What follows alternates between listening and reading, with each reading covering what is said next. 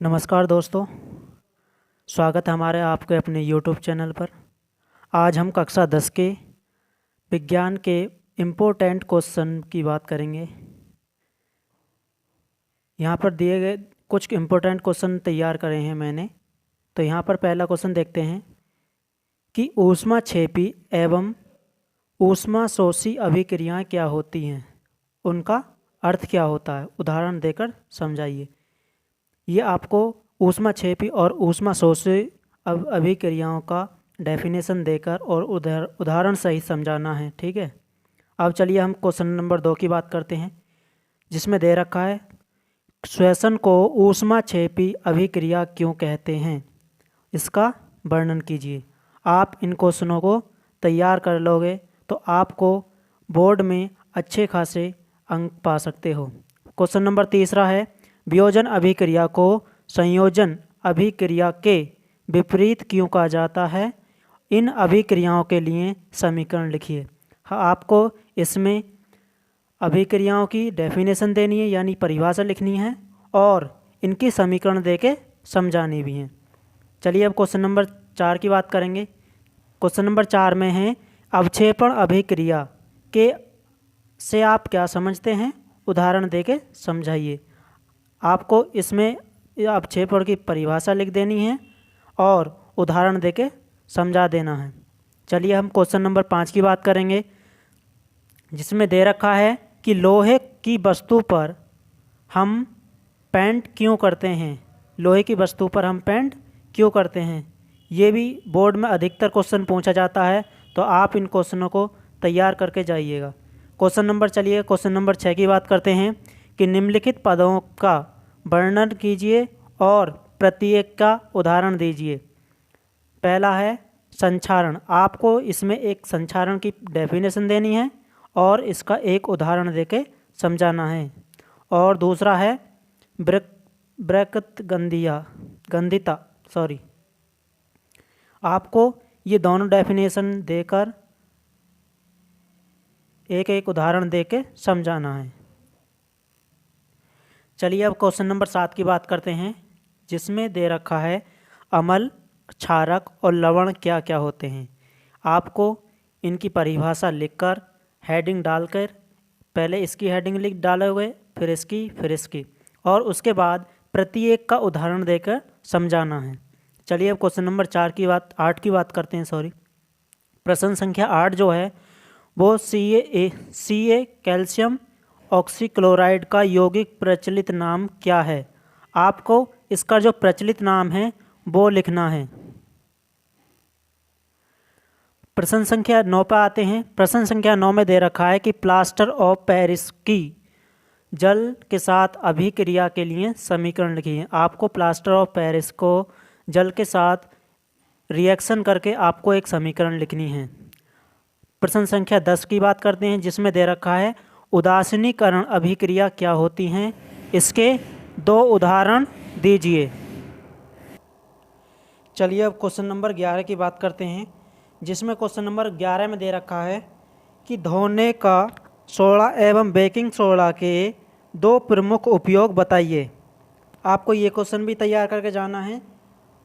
अब आता है क्वेश्चन नंबर 12 कि निम्नलिखित पदों की परिभाषा दीजिए। पहला है खनिज, दूसरा है अयस्क और गैंग।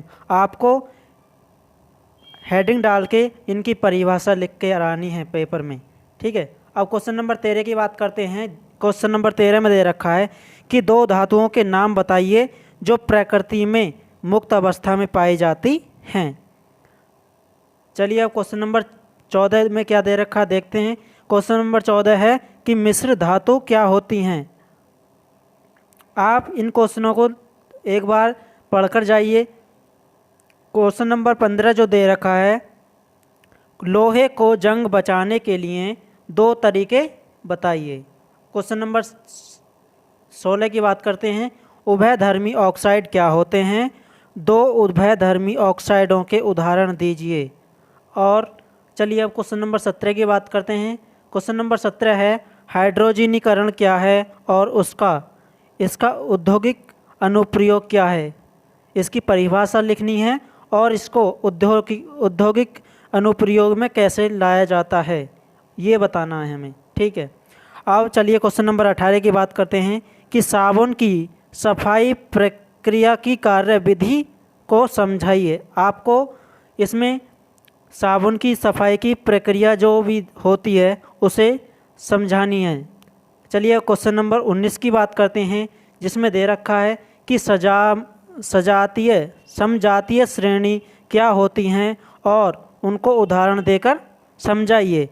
आप इन क्वेश्चनों को तैयार करके जाइए 2023 की परीक्षा के लिए।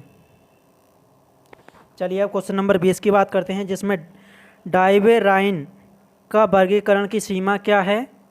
क्वेश्चन नंबर 21 में दे रखा है न्यूलैंड्स के अष्टक का नियम लिखिए।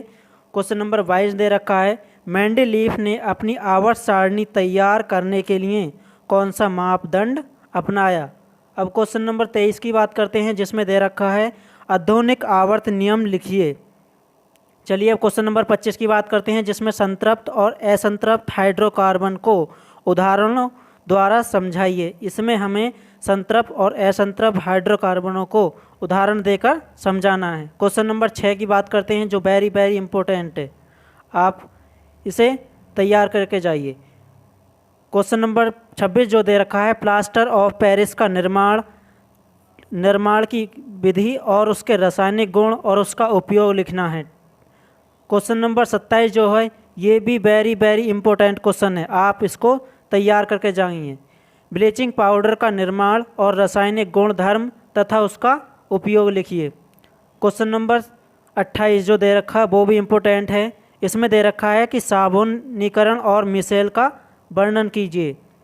क्वेश्चन नंबर 29 जो दे रखा है वो ये है कि कार्बन की संयोजकता और कार्बन में सहसंयोजक बंध के बारे में वर्णन कीजिए।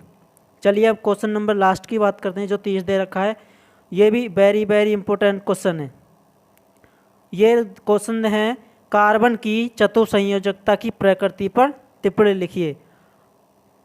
जितने भी ये 30 के 30 क्वेश्चन हैं आपको परीक्षा में पढ़कर जाने हैं और अपने परीक्षाओं में बढ़िया अंक पाने हैं। अगर आपको यह वीडियो पसंद आई हो तो हमारे वीडियो को लाइक करें, चैनल को सब्सक्राइब करें। आने वाले वीडियो के लिए बेल आइकन दबाएं ताकि आने वाली वीडियो का नोटिफिकेशन सबसे पहले पहुंचे। चलिए मिलते हैं नेक्स्ट वीडियो के साथ।